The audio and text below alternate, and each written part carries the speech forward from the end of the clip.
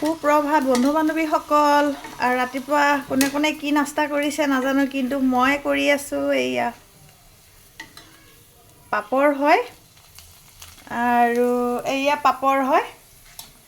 এয়া পাপৰ অৱশ্যে মই বনোৱা নাই আৰু বজাৰৰ পৰাও কিনা নহয়। এয়া পাপৰ মোৰ এজনী বান্ধৱীয়ে দিছে।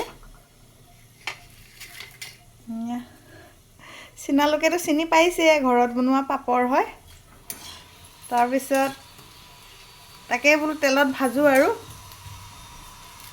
ভাল লাগিব খাই। ভাল লাগে অৱশ্যে, মই প্ৰথমতো খাইছোঁ আৰু আমাৰ মানে প্ৰত্যেক বছৰে এনেকুৱা পাপৰ পাওঁৱেই আৰু ঘৰত খাবলৈ বান্ধৱীবোৰে দি থাকে।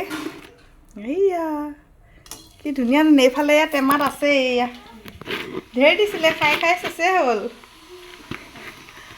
সকলোকে সুপ্ৰভাত দেই।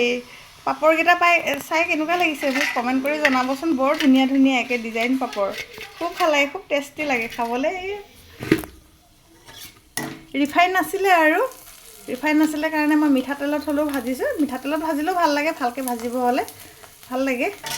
সকলোকে বাই বাই।